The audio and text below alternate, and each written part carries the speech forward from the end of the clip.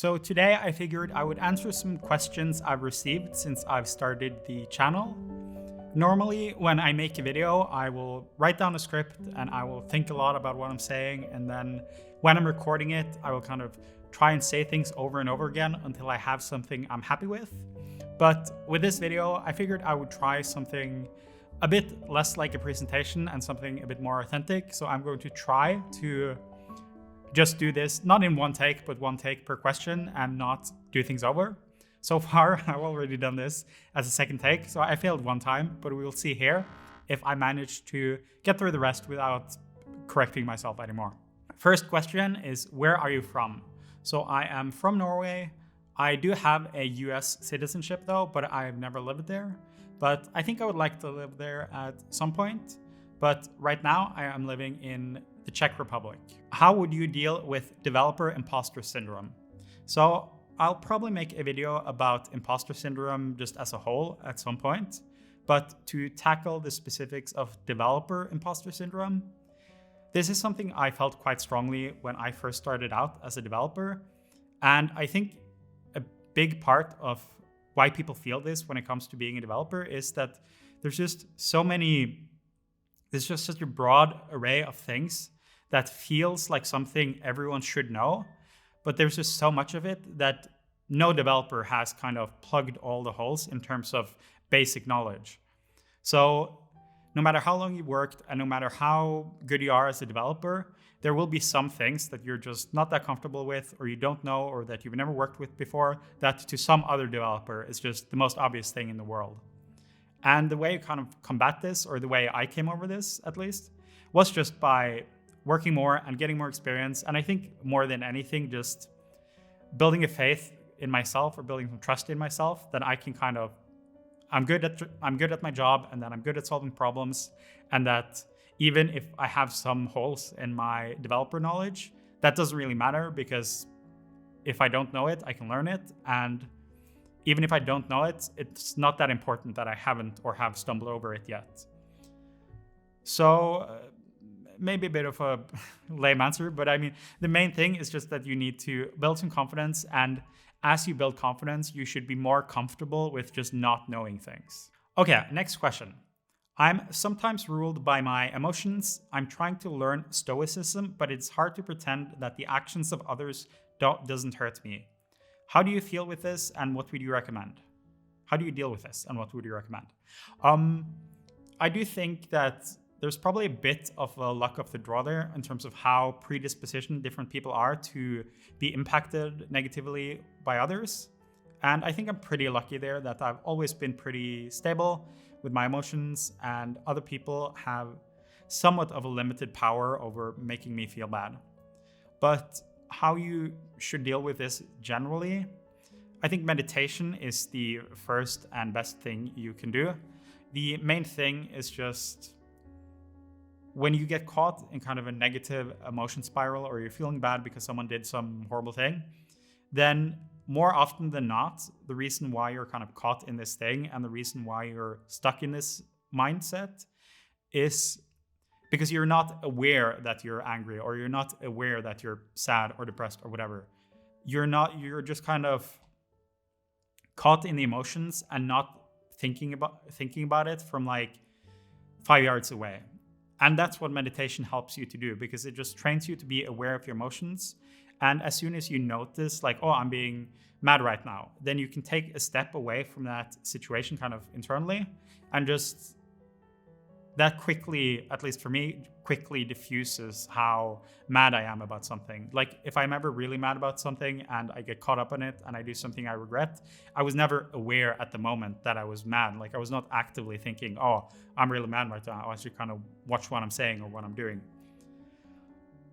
Other than meditation, I do think also just not constantly, but frequently checking in with your emotions is good, especially in just emotional situations. So if you are feeling sad or feeling mad or feeling jealous or anything, just get used to checking in on that emotion and just kind of doing a self-analysis of how you're feeling. Just like telling yourself like, okay, I feel quite mad right now. Why is that? What did that person say?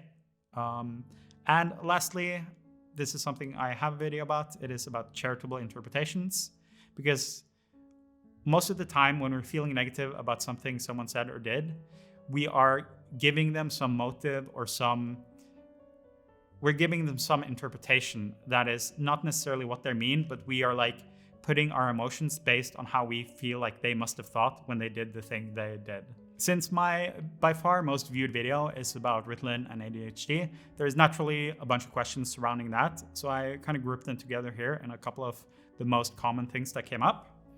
The first question is, do you drink caffeine with Ritalin? So I'll just answer kind of yes, I do, but I don't drink a lot of caffeine. I have basically always limited myself to 1 cup of coffee a day. And I don't think there's anything wrong with drinking more than 1 cup of coffee a day. It is more just that I feel like it would become a endless cycle of chasing the caffeine dragon if I was like, okay, I had 1 cup, but I'm still feeling tired. Maybe I should have 1 more. And then the main thing I want to avoid is having like a caffeine crash at the middle of the day. So I just have 1 cup of coffee in the morning as part of my morning ritual. And then no matter how I feel, I don't drink any caffeine after that. And I do notice, since the question was partially about caffeine and Ritalin, that is one of the things I notice with Ritalin. If I'm like really tired and I drink a lot of coffee and I take Ritalin, that kind of compounds on itself and makes me quite jittery, or it can at least. Next question, there was a bunch of different variations on this question. I've just kind of baked them into one. Do you still take Ritalin? What is your dosage? And have you ever tried to stop Ritalin? So I do still take Ritalin, and my dosage is, I basically take instant release 10 milligram Ritalin 0 to 3 times a day. It lasts for about 4 hours. So I'll take it like every 4 hours up to 3 times a day. Normally I'll take it 2 times a day, but it depends on how much I'm trying to focus. And if I've ever tried to stop taking Ritalin, I do only take it when I need to sit down and when I need to focus. So if I'm like traveling or if I'm doing something non-work related, I won't take Ritalin. And I have gone stretches of like weeks or even months without taking Ritalin in the past. So I do know how it is not being on it, and it doesn't bother me. Like if I'm like traveling or I'm like doing something non-focused, I never feel or think to myself like, oh, I would like some Ritalin right now. It just never even occurs to me unless I'm trying to do some focused work. And then I'll notice I'm getting more distracted if I haven't taken it, and then I'll take it. Another question I got a lot is why I don't take Adderall or modafinil, or if I tried a bunch of other different ADHD medications. And I have tried modafinil a tiny bit, but not really comparably to how much I've taken Ritalin. And I've never tried Adderall, actually. The main reason is just that when I got the diagnosis, I got prescribed Ritalin right away, and that worked well enough for me that I've never felt the need to experiment with it or try the different compounds.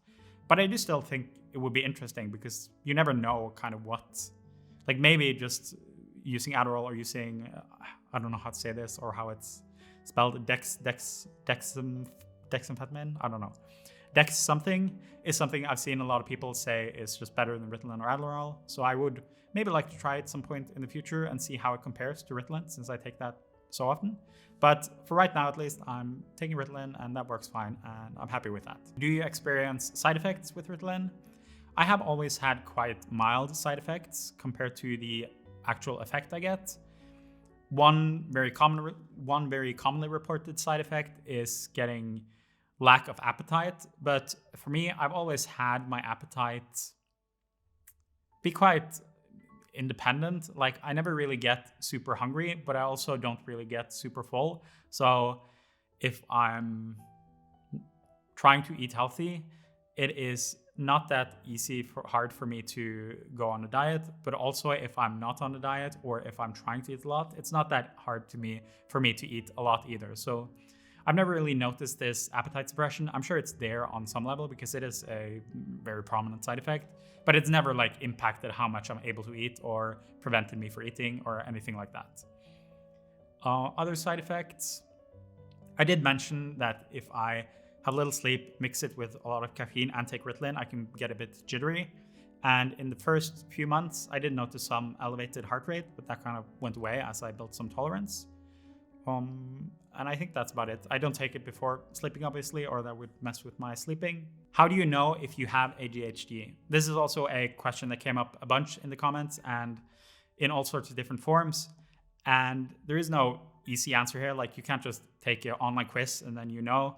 These symptoms are symptoms that, especially for inattentive ADHD, are symptoms that most people struggle with to some degree. And at that question, it kind of just becomes a question of how much that degree is, like how much it's impacting your life.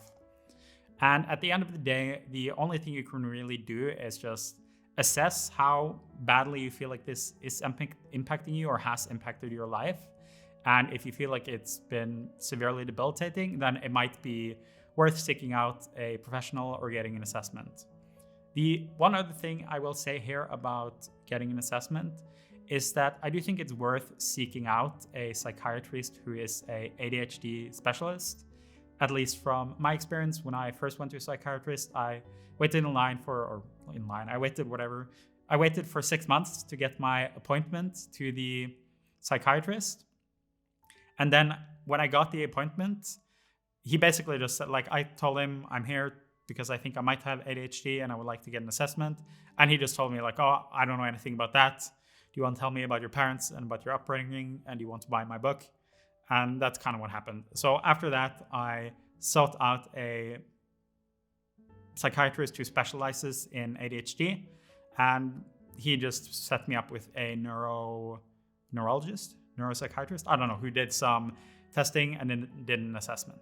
When one small thing goes wrong, it causes me to fall off track and it takes weeks for me to start being productive. How do you prevent yourself from letting a stumble turn into a fall that takes weeks to get back out of? So I feel like there's two different sides to this. There is the recovery and then there is the prevention. So for the prevention part of things, the most important thing is just to take breaks. I talk a lot about taking regular breaks throughout the day on this channel. And at least for me, I think that is the most important part of it. But then it's also important to take regular-ish breaks, like every couple of months, where you just have a few days or even a lot of days where you have no responsibilities and nothing planned out and you just kind of do whatever you feel like.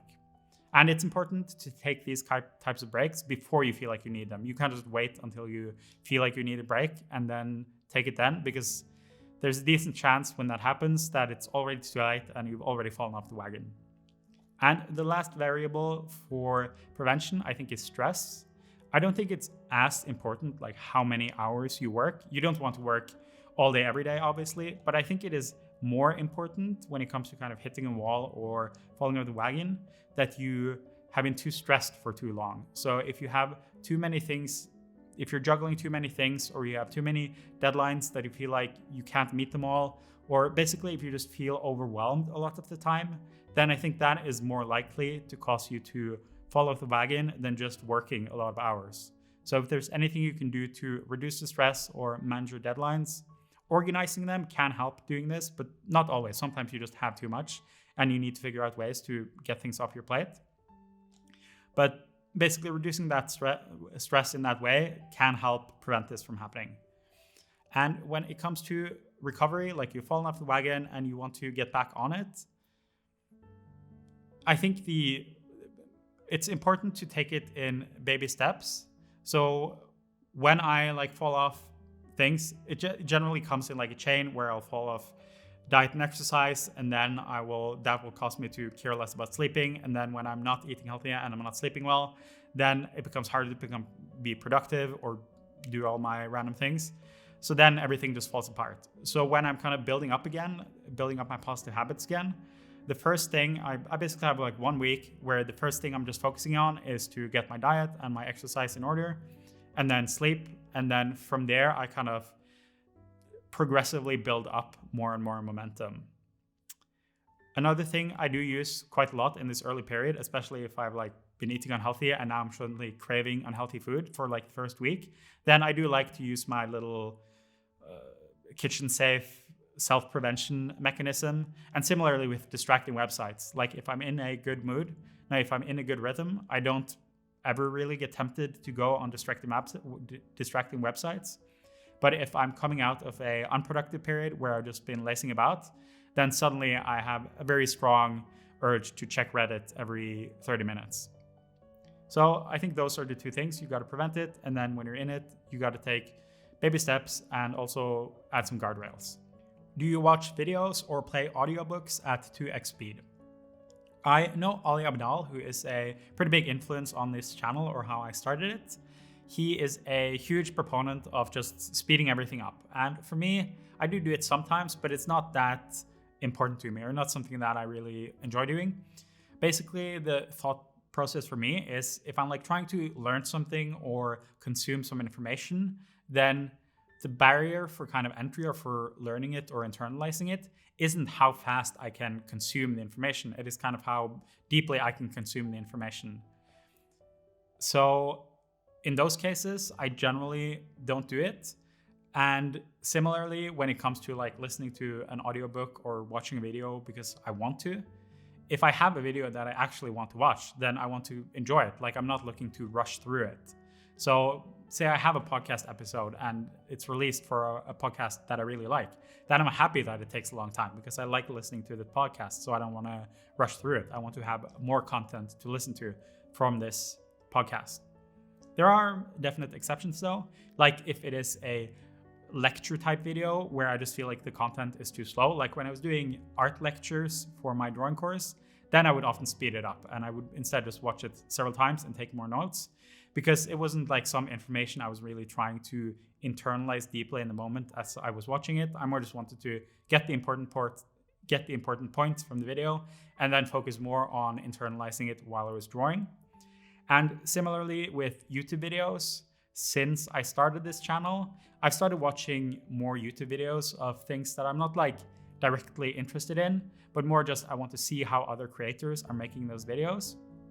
And in those cases, I'll also just generally watch them at 1.5x or 2x speed. Okay, so that was me answering some questions.